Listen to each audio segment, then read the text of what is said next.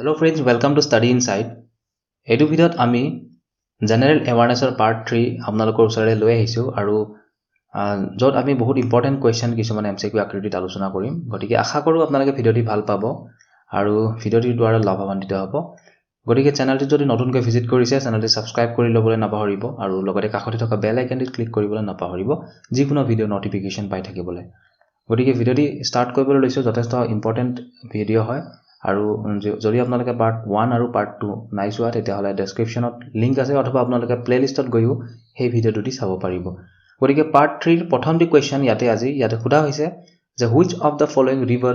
Flows westward and joins the Arabian Sea. So' friends, ইয়াতে সোধা হৈছে যে ভাৰতবৰ্ষৰ আচলতে কোনটো নদী, নিম্নলিখিত কোনটো নদী যে আপোনাৰ ৱেষ্টাৰ্ণ দিশত গতি কৰে, ঠিক আছে, ৱেষ্টৱাৰ্ড অৰ্থাৎ পশ্চিম দিশে গতি কৰে। তো আমি যদি ভাৰতবৰ্ষৰ মেপখন চাবলৈ যাওঁ তেতিয়াহ'লে আমাৰ যিবিলাক মেক্সিমাম নদীবিলাক কি হয়, আমাৰ এই আপোনাৰ বে অফ বেংগল যিটো আছে আমাৰ পূবত অৱস্থিত হয়, Bay of Bengal. So' Bay of বেংগলৰ পিনে গতি কৰে মেক্সিমাম নদীবিলাক, আমাৰ ব্ৰহ্মপুত্ৰই হওক নতুবা গংগাই হওক, গোটেইখিনি বে অফ বেংগলৰ পিনে গতি কৰে। অকল দুটা নদী আছে যি দুটা নদীয়ে আমাৰ আৰবিয়ান চি, ৱেষ্টৰ ফালে যায়, গুজৰাটৰ ফালে আৰবিয়ান চিত যাই ৱাটাৰ ৰিলিজ কৰি দিয়ে, ঠিক আছে। আৰু সেই নদী দুটাৰ ভিতৰত ইয়াতে এটা অপশ্যনত আছে আৰু সেইটো সোধা হৈছে আচলতে যে কোনটো হয় নিম্নলিখিত নদীকেইটাৰ ভিতৰত, আৰু সেইটো হৈছে Narmada, right. So' Narmada is the river which flows to Arabian Sea, right, and another is Tapi, ঠিক আছে। তো ক'ৰবাত টাপ্তি বুলিও কোৱা হয়। গতিকে Tapi river and Narmada river, remember this two river আৰু ৱেষ্টৱাৰ্ড ডিৰেকশ্যন ফ্ল'ৱাৰ, ঠিক আছে, যিটো আমাৰ ৱেষ্টত অপজিট দিশত ফ্ল' হয়। তো coming to the next question, it has been asked that which of the following minerals has another নাম এজ ব্ৰাউন ডায়মণ্ড, ঠিক আছে। ব্ৰাউন ডায়মণ্ড হিচাপে কোনবিধ মিনাৰেলক, কোনবিধ খনিজ লৱণক জনা যায়, আৰু সেইটো হৈছে লিগনাইট। ৰিমেম্বাৰ যে লিগনাইটক আমি ব্ৰাউন ডায়মণ্ড বুলি কওঁ, ৰাইট। যিদৰে আমি কয়লাক কি বুলি কওঁ, ব্লেক ডায়মণ্ড বুলি কওঁ, ঠিক একেদৰে ব্ৰাউন ডায়মণ্ডটো আমি লিগনাইটক কওঁ, এইটো মনত ৰাখিব। Next question, what is the process of conversion from solid to gas. So' solid to gas যিটো কনভাৰ্চন হয় তাক আমি কি বুলি কওঁ। গতিকে ফ্ৰেণ্ডছ, আপোনালোকে নিশ্চয় জানে যে যিকোনো বস্তু চলিডৰ পৰা প্ৰথম লিকুইড হয়, তাৰপিছত হয়তো গেছ হয়। যেনে আমি যদি আইচ কিউব এটাৰ কথাই ভাবোঁ, যে বৰফ এটুকুৰ প্ৰথমতে কি হয়, যে যদি গোটা হৈ থাকে তো প্ৰথমতে ৱাটাৰ হ'ব মেল্ট হৈ পেলাই, তাৰপিছত তাৰ পৰা হয়তো গেছ হ'ব, ঠিক আছে। তো আমি গম পাওঁ যিকোনো বস্তুৰ, যিকোনো পদাৰ্থ এটা তিনিটা ষ্টেট থাকে, চলিড, গেছ এণ্ড লিকুইড না, চলিড, গেছ এণ্ড লিকুইড। চ' চলিডৰ পৰা লিকুইড হয় আৰু লিকুইডৰ পৰা গেছ হয়, আকৌ গেছৰ পৰা কেতিয়াবা চলিড হয় বা লিকুইডৰ পৰাও চলিড হয়। তো আমি বেছিকেলি গম পাওঁ চলিডৰ পৰা কি হয়, লিকুইড হয়। কিন্তু চলিডৰ পৰা যদি গেছ হয় ডাইৰেক্টলি তেতিয়াহ'লে তাক কি বুলি কোৱা হয় সেই ফেন'মেননটোক, আৰু চলিডৰ পৰা যদি গেছ হয় তাক আমি সাবলিমেশ্যন বুলি কওঁ, ঠিক আছে। চ' যিদৰে আপোনালোকে ক'ব পাৰে, উদাহৰণস্বৰূপে আমি যদি নেপথেলিনৰ কথা কওঁ, চ' আপোনালোকে ঘৰত যিটো নেপথেলিন ইউজ কৰে কাপোৰৰ মাজত বা বাকচত সুমুৱাই থৈ দিয়ে আপোনালোকে ৰডেন্স বা তেনেকুৱা ইনচেক্টৰ পৰা ৰক্ষা পাবলৈ, তো সেই যিটো নেপথেলিন আছে সেই নেপথেলিনটো ভলেটাইল ইন নেচাৰ হয়, অৰ্থাৎ সেই নেপথেলিনটো চলিড হয়, চলিডটো পৰা। তো সেই নেপথেলিনটোত কি হয়, যদি তাত বতাহ লাগে, হাৱা লাগে, তেতিয়াহ'লে ডাইৰেক্ট চলিডৰ পৰা গেছ হৈ যায়, গেছ হৈ আমাৰ এটমস্ফিয়াৰত উৰি যায়। তো সেইটো লিকুইড নহয়। কিন্তু আপুনি যদি আইচ কিউব এটুকুৰাৰ কথা ভাবে, আমাৰ বৰফ এটুকুৰা যদি আপুনি অ'পেন এয়াৰত থৈ দিয়ে তেতিয়াহ'লে সেই বৰফ টুকুৰা প্ৰথমতে পানী হ'ব, আৰু তাৰপিছত যদি বেছি হিট পায় বা বেছি ৰ'দৰ তাপ পায় তেতিয়াহ'লেহে গেছলৈকে কনভাৰ্ট হ'ব। গতিকে solid to liquid then gas আমাৰ in case of ice cube. But in case of naphthalene, আমি যদি নেপথেলিনৰ কথা কওঁ, যিটো কৰ্পূৰ বুলিও কোৱা হয়, তো সেইটো আমাৰ ডাইৰেক্ট চলিডটো গেছ হৈ যায়, আৰু সেই প্ৰচেছটোক আমি সাবলিমেশ্যন বুলি কওঁ, ঠিক আছে। Next question is your which of the following is a cold blooded animal. আৰু নিম্নলিখিত কোনবিধ হৈছে কল্ড ব্লাডেড এনিমেল, অৰ্থাৎ যিবোৰ ব্লাডটো কল্ড হয়, ঠাণ্ডা হয়, আৰু সেইটো হৈছে শ্বাৰ্ক, ঠিক আছে। যিকোনো ফিছ বা পানীত থকা যিকোনো এম্ফিবিয়ানছবিলাকৰ সাধাৰণতে গাটো ঠাণ্ডা হয়, ঠিক আছে, ভেকুলীয়ে হওক অথবা মাছেই হওক অথবা শ্বাৰ্কেই হওক, ঠিক আছে। বাকী আমাৰ হোৱেলটো নহয়, হোৱেলটো কি হয়, আমাৰ মানুহৰ নিচিনা স্তন্যপায়ী হয় ন। আৰু বাকী ভালচাৰ নহয়, ভালচাৰটো পক্ষীৰ ভিতৰত পৰে। পক্ষীবিলাকৰ কিন্তু গাটো গৰম হয়, ৱাৰ্ম ব্লাডেড হয়, আমাৰ মানুহৰ নিচিনা, ইভেন মানুহতকৈ বেছি। মানুহৰ 98 ডিগ্ৰী ফাৰেনহাইট থাকে, তো পক্ষীবিলাকৰ কি হয়, পক্ষীবিলাকৰ আপোনাৰ 106 ডিগ্ৰী ফাৰেনহাইট থাকে, 106 ডিগ্ৰী ফাৰেনহাইট। আপোনালোকে উদাহৰণস্বৰূপে চাব পাৰে, আপোনালোকে যদি কেতিয়াবা মুৰ্গী বা পাৰ তেনেকুৱা যদি চৰাই আপোনালোকে হাতেৰে চুই চাব, কম্পেৰেটিভলি আমাতকৈ বেছি গৰম হয় সিহঁতৰ গাটো, ঠিক আছে। গতিকে আমি গম পালোঁ কাংগাৰুটো নহয়, কাংগাৰুটো স্তন্যপায়ী হয়। তো কাংগাৰু নহয়, হোৱেল নহয়, ভালচাৰ নহয়, শ্বাৰ্ক হয়, ঠিক আছে। Shark is cold blooded animal, remember. তো next question is the atmosphere is mainly heated by আৰু আমাৰ যিটো বায়ুমণ্ডল আছে সেই বায়ুমণ্ডলটো সাধাৰণতে নিম্নলিখিত কোনটো ফেনমেনন বা কোনটো প্ৰক্ৰিয়াৰ দ্বাৰা সাধাৰণতে হিট হয় আৰু সেইটো হৈছে ৰেডিয়েশ্যন তো ৰেডিয়েশ্যন কিয় ৰেডিয়েশ্যনৰ পৰা হয় কাৰণ সূৰ্যৰ পৰা যিটো ৰশ্মি আহে সেইটো ৰেডিয়েশ্যনতহে আহে ঠিক আছে তো আমাৰ মেইনলি তিনিটা কনসেপ্ট আছে কণ্ডাকশ্যন কনভেকশ্যন এণ্ড ৰেডিয়েশ্যন তো কণ্ডাকশ্যন কাক কোৱা হয় কণ্ডাকশ্যন মানে হৈছে যেতিয়া দুটা সলিড পাৰ্টিকুলৰ মাজত যেতিয়া কন্টেক্ট হৈ থাকে আৰু হিট ট্ৰান্সফাৰ হয় উদাহৰণস্বৰূপে চাব পাৰে যদি গৰম বস্তু আমি হাতেৰে চুই দিওঁ তো তেতিয়া আমাৰ হাতখন সলিড হয় বা যিকোনো যদি সলিড বস্তু আমি কুকাৰ প্ৰেছাৰ কুকাৰ অথবা আমি যদি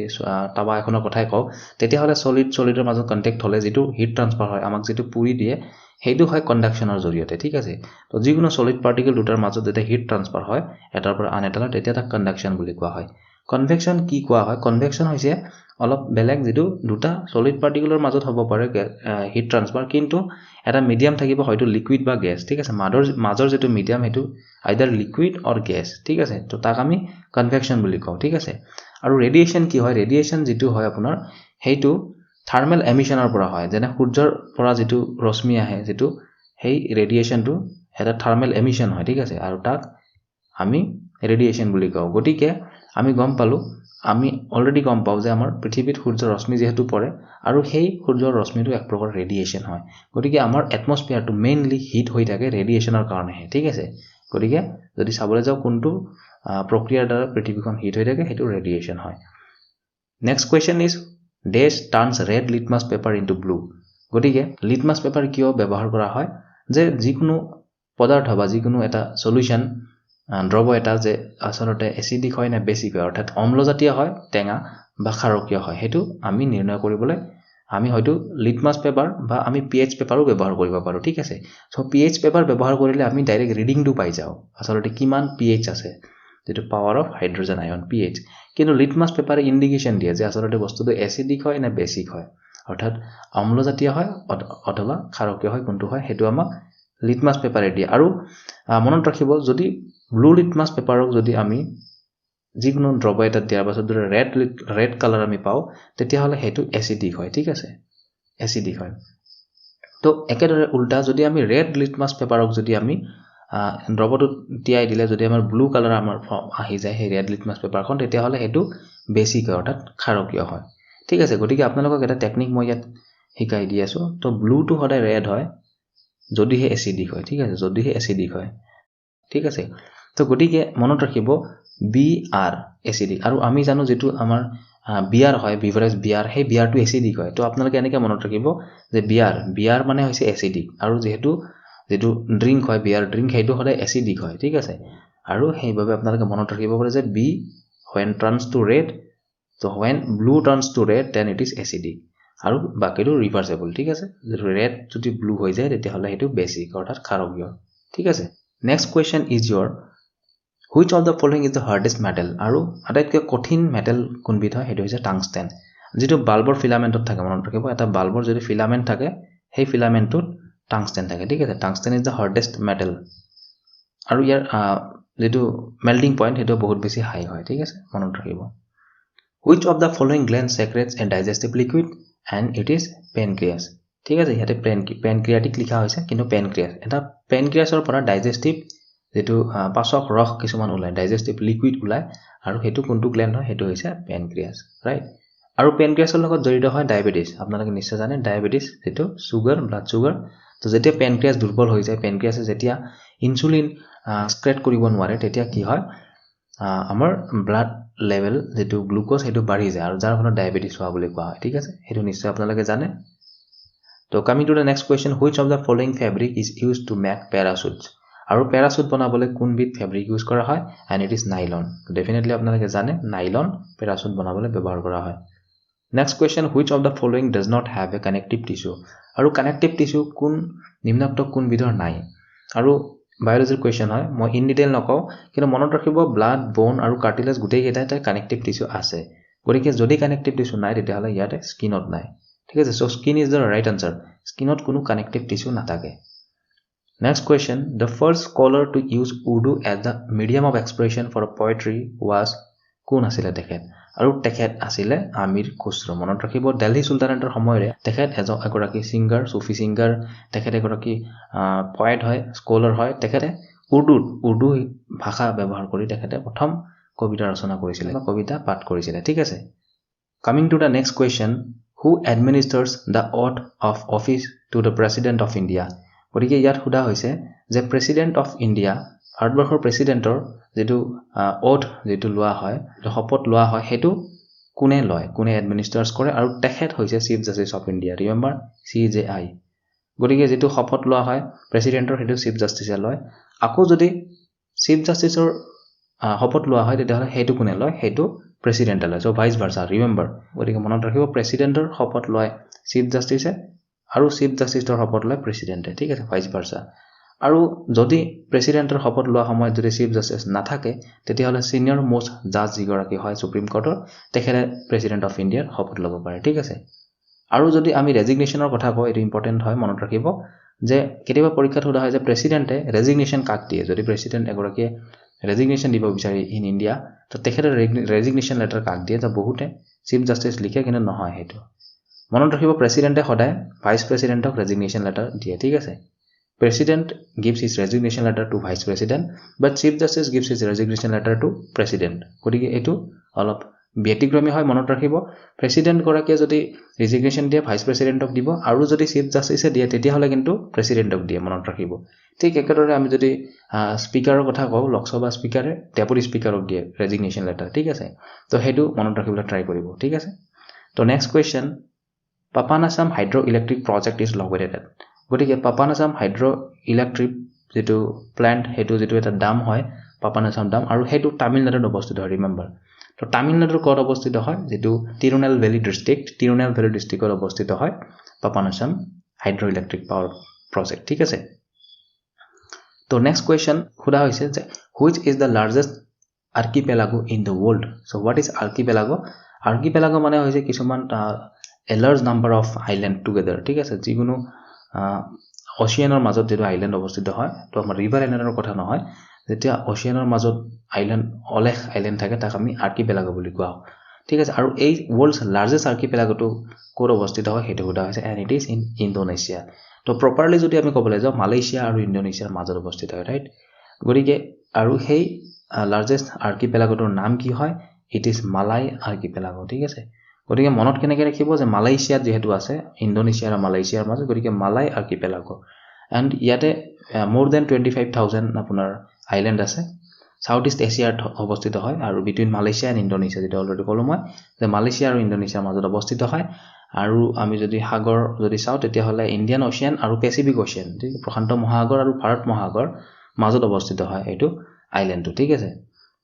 So next question, in which article is abolition of untouchability in the Indian Constitution is found? তো গতিকে যেটো abolition of untouchability আৰু যেটো অস্পৃশ্যতা বুলি আমি গম পাওঁ যে ধৰ্ম সাপেক্ষতে ধৰ্মৰ ক্ষেত্ৰতে হওক অথবা জাতিৰ ক্ষেত্ৰতে হওক আমি যেটো উচ্চ নিষ্ঠটো চাওঁ হেতু abolition হেতু বন্ধ কৰাটো আসলে কোনটো আৰ্টিকেলত সন্নিৱিষ্ট হৈ আছে হেতুৰ বিৰুদ্ধে মাতমতাটো হেতু বন্ধ কৰাটো আৰু হেতু হৈছে আৰ্টিকেল 17 যেটো ফান্ডামেন্টাল ৰাইটছৰ ভিতৰত পৰে ঠিক আছে সো ফান্ডামেন্টাল ৰাইটছ আমাৰ article 12 to article 35 remember article 12 to 35 আৰু যেটো 17 নম্বৰ আৰ্টিকেল হয় এবলিশন অফ আনটাচেবিলিটি হেতু ফান্ডামেন্টাল ৰাইটছৰ ভিতৰত পৰে আৰু পাৰ্ট 3 ৰিমেম্বাৰ পাৰ্ট 3 গতিকে ইণ্ডিয়ান কনষ্টিটিউচনৰ পাৰ্ট 3 আৰু আৰ্টিকেল 12 টু 35 হয় ফান্ডামেন্টাল ৰাইটছ আৰু যেহেতু আৰ্টিকেল 17 ৰ ভিতৰত হয় এটো evolution of untouchability so this is one of the fundamental rights remember তো next question is Ken river is a tributary of which river আৰু ক্যান রিভার ইয়াতে ক্যান টু কেতিয়াবা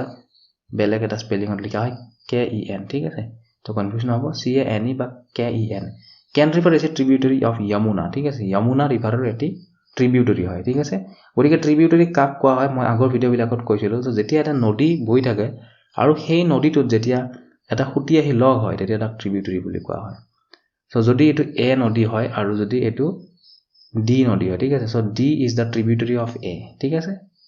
আৰু ডিস্ট্ৰিবিউটাৰি কাক কোৱা হয় যেতিয়া এটা নদী দুটা ভাগত বিভক্ত হৈ যায় বা খুটি হলাই দিয়ে তো যেতিয়া এইটো নদীয়ে যদি এটা বেলেগ খুঁটি লৈ লয় তেতিয়া হলে যদি এইটো A হয় আৰু এইটো C হয় so C is the distributary of A তো ডাঙৰ নদীটো A আছিলে আৰু এই A নদীৰ পৰা খুঁটি হলাই C হৈছে so C is the distributary of A next question Himalaya mountains range is an example of আৰু Himalaya mountain বিলাক কোন প্ৰকাৰৰ মাউন্টেন হয় আৰু হেতু ফল্ট মাউন্টেন মনত ৰাখিব হিমালয় মাউন্টেন বহুত বেছি পুৰণি নহয় তুলনামূলকভাৱে আন পৰ্বত বিলাকৰ তুলনাত সো ইয়ং মাউন্টেন বুলি কোৱা হয় সেই কাৰণে তাৰ উপৰি ফল্ট মাউন্টেন হয় ইয়াৰ বিভিন্ন ইয়াৰ বৈশিষ্ট্য চাই পেলাই ইহঁতক কেটেগৰাইজ কৰা হৈছে আৰু ফল্ট মাউন্টেনৰ ভিতৰত পৰে Himalaya mountain right next question is which neighboring country of India celebrates its national day on 26 March আৰু 26 মাৰ্চ তাৰিখে ভাৰতবৰ্ষৰ কোনখন সুবুৰীয়া ৰাষ্ট্ৰৰ নেশনাল ডে হিচাপে পালন কৰা হয় আৰু সেইখন হৈছে বাংলাদেশ বাংলাদেশৰ স্বাধীনতা দিৱস হিচাপে পালন কৰা হয় 26 মাৰ্চ 1971 ৰ 26 মাৰ্চ তাৰিখে ইষ্ট পাকিস্তানৰ পৰা বাংলাদেশ হিচাপে পৰিগণিত হৈছিল বৰ্তমানৰ বাংলাদেশ দেশখন ৰাইট গতিকে 1971 ৰ 26 মাৰ্চ যেহেতু স্বাধীন লাভ কৰিছিল গতিকে 26 মাৰ্চটো নেশনাল ডে অথবা ইন্ডিপেন্ডেন্স ডে অফ বাংলাদেশ হিচাপে পালন কৰা হয় so Bangladesh is the correct answer Coming to the next question, which of the following will be India's carbon-free district? So first carbon-free district aru heikhon hoise amar Rahomor Majuli. Thik ase? So Majuli will be the first carbon-free district in India. And what is the headquarter of Majuli? It is Goramur, right? Goramur. So coming to the next question, carbohydrate is stored in the body in the form of. Gotike ami jetu carbohydrate khao hetu hoise amar glucose, hoy na nohoy? আৰু সেই কাৰ্বোহাইড্ৰেটটো বডিত glycogen হিচাপে store হয় remember ঠিক আছে so it's a form of glucose or carbohydrate গতিকে আমি যিবিলাক কাৰ্বোহাইড্ৰেট খাওঁ সেইবিলাক আমাৰ বডিত এজ এ গ্লাইকোজেন থাকে ঠিক আছে তো নেক্সট ইয়াৰে খুদা হৈছে which of the following gases is soluble in water আৰু নিম্নলিখিত কোনবিধ গেছ পানীত দ্ৰৱীভূত হয় soluble in water and it is carbon dioxide CO2 is soluble in water so completely soluble বাকিকেইটা সলিবল হয় কিছু পৰিমাণে তো 100% সলিবল নহয় but carbon dioxide is completely soluble. Which of the following lenses is used to correct astigmatism? Aru astigmatism hoise enukwa eta disease jot apunar jitu inside lens thake eye ba eye surface to jodi beka hoy kichu aru jodi differently curved hoy tetia hole tak astigmatism boli koa hoy aru astigmatism resolve koriboloi cylindrical lens byabohar kora hoy monot rakhibo so cylindrical lens byabohar kori tak ami correct koribo paru right Next question is which is the most abundant inert gas in the earth's atmosphere গতিকে আমাৰ বায়ুমণ্ডলত আসলতে কোনটো gas বহুত বেছি পৰিমাণে পোৱা যায় যেটো ইনাৰ্ট গ্যাস হয় অৰ্থাৎ অভ্ৰান্ত গ্যাস হয় আৰু সেইটো হৈছে আমাৰ nitrogen so next question is your which is responsible for the Taj Mahal being yellow গতিকে ইয়াতে খুদা হৈছে যে নিম্নলিখিত কোনটো ৰেসপন্সিবল হয় তাজ মহলৰ যেটো yellow color হোয়াইটৰ পৰা yellowish color এটা ফৰ্ম হৈছে তাজ মহলটো বৰ্তমান আৰু সেইটো হৈছে sulphur dioxide so sulphur dioxide is a pollutant যেটো আমাৰ এসিড ৰেইন হয় এসিড ৰেইনত সালফাৰ ডাই অক্সাইড থাকে আৰু সেইভাবে তাজ মহলৰ যেটো সাৰফেস সেইটো হোয়াইটৰ পৰা কিছু পৰিমাণে yellowish টাৰ্ন হোৱা আমি দেখিবলৈ পাওঁ next question mission Indradhanush is related to আৰু মিশন ইন্দ্ৰধনুষ কাৰ লগত জড়িত হয় আৰু সেইটো হৈছে ইমিউনাইজেশন অফ চিলড্ৰেন ঠিক আছে গটিকে যেটো